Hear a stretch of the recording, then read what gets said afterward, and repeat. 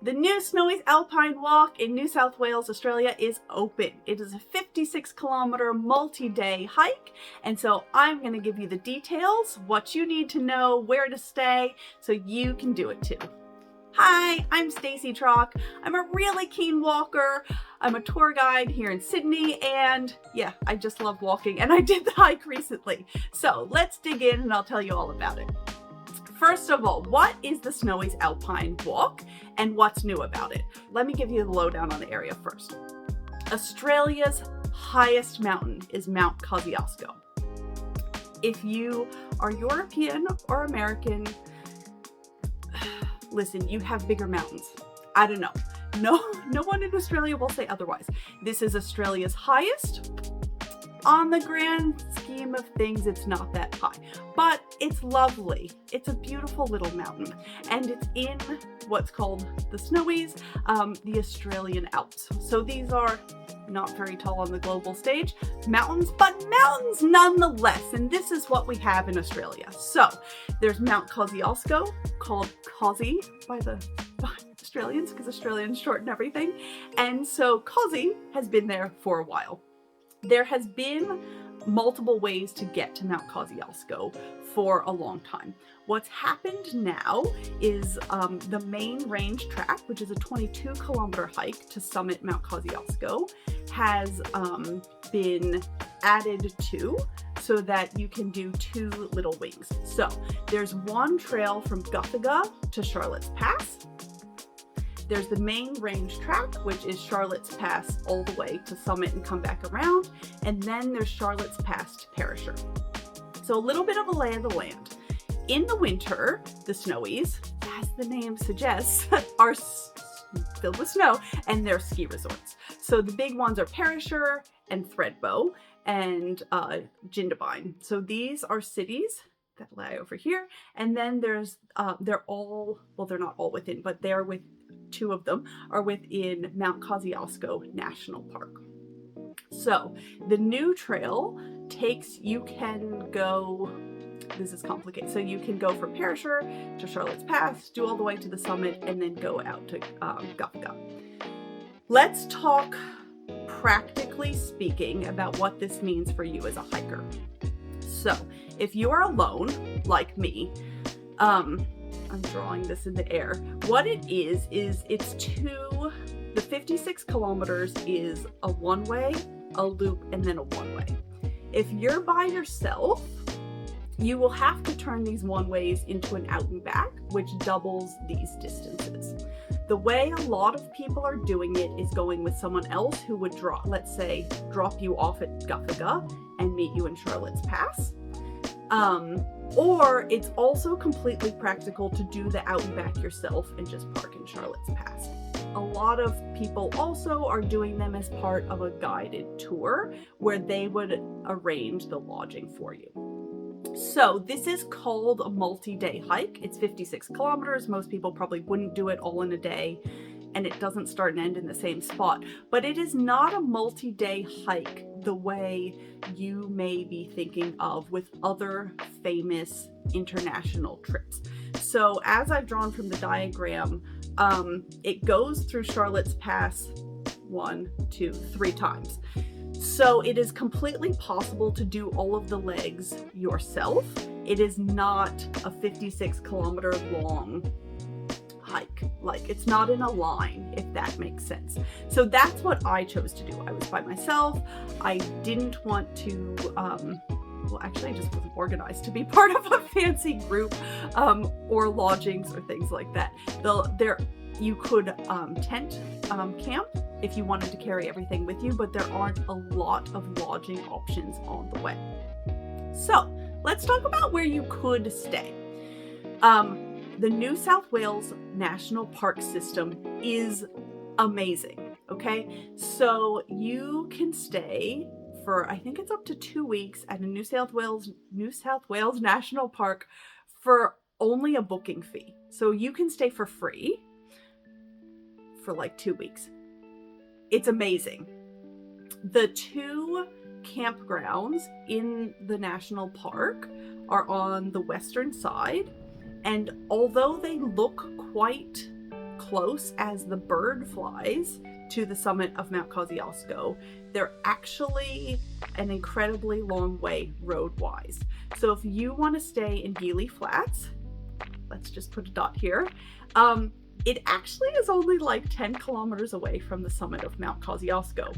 But to drive, if you want to drive to Charlotte's Pass and begin your walk on the Snowies Alpine Walk, it is an hour and 50 minutes drive. And that's because you have to come down, you have to go through Thredbo and back in.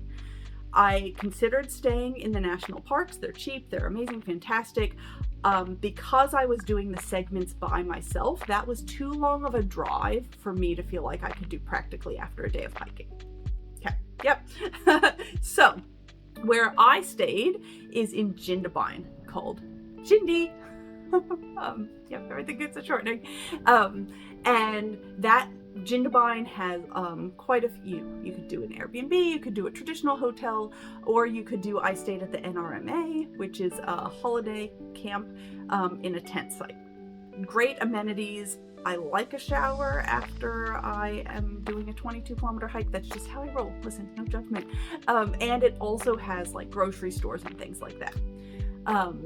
You could also stay in Thredbo, you could also stay in Perisher, and these make it quite close, like a 30-minute drive to drive to Charlotte's Pass or to drive to any of the endpoints that you would like to do. From there, it's basically up to you how you'd like to break it down. Yeah, the maps are available online. Like I said, if you're doing it by yourself, it takes more planning than if you're doing it with someone else who can drop you off at the endpoints. Now, let's say that you aren't committed to doing the whole walk. It's fine, you don't have to. What are your options for summiting Mount Kosciuszko? In my mind, there are two or three main options for getting up to the summit of Mount Kosciuszko, and what you pick will depend on your fitness level. So, number one, which is part of the Snowies Alpine Walk, is to do the main range hike. So this is starting in Charlotte's Pass, and it's a 22-kilometer hike that goes up the summit of Kosciuszko and back down. That is a lovely day. Some people even do half of it, carry their gear, camp somewhere in the national park, and back down. The second way of doing it is to go to Thredbo, take the chairlift up to Eagle's Nest, and now there's a new boardwalk built. It's like a 6-kilometer walk to the summit of Kosciuszko. You walk up, summit, walk back down, and then you can take the chairlift back down. The word of warning about that is it's fine. It's the easiest way to do it. The chairlift is priced as if you're a mountain biker or like a skier who is using the chairlift all day long. So you will pay $65 even if all you want to do is ride it once. That's a downside, but listen, that's what you're getting by saving yourself the energy of walking. The walk from Eagle's Nest to the summit of Mount Kosciuszko is very accessible. It's all boardwalk except for some patches of dirt. There's a toilet on the way. Bring your water because there isn't drinking water. But other than that, it's something that's accessible to a lot of accessibility levels. It's up a hill, obviously, because it's the summit of a mountain, but it's pretty much just like a normal walk. 3, this would be to start in Thredbo and skip the chairlift and to walk up and walk back down. The hike from Thredbo to Eagle's Nest is a serious hike. Lots and lots of stairs, lots and lots of stones. It's actually quite fun. What I ended up doing was taking the chairlift up, summit, and then coming back down on the the hiking trail.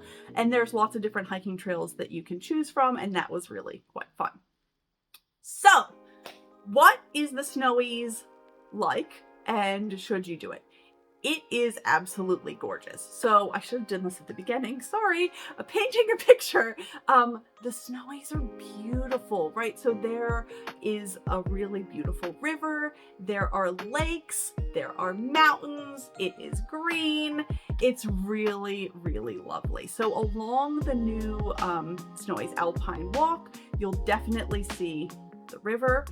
You'll also pass Blue Lake, which is Australia's only glacial lake. I don't know what makes a glacial lake different from a non-glacial lake, but whatever. It's a lake. It's called Blue Lake. It's not that blue, but it's famous, so there you go. There are lots of beautiful rocks. The scenery really is stunning. You'll get an amazing workout, and new is 2 suspension bridges over the river, which make for beautiful just photo opportunities. I'm afraid of heights. The suspension bridges, one of them in particular, is wiggly wobbly.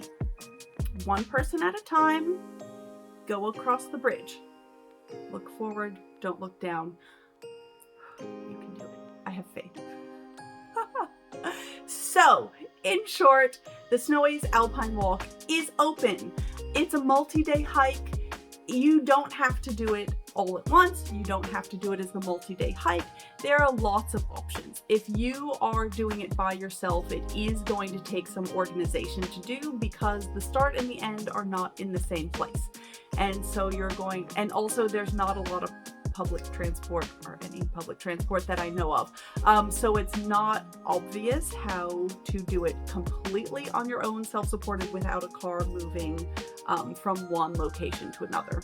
The best way to do it, if you're doing it completely self-supported, in my opinion, is to park at Charlotte's Pass and then do each of the legs as out and backs.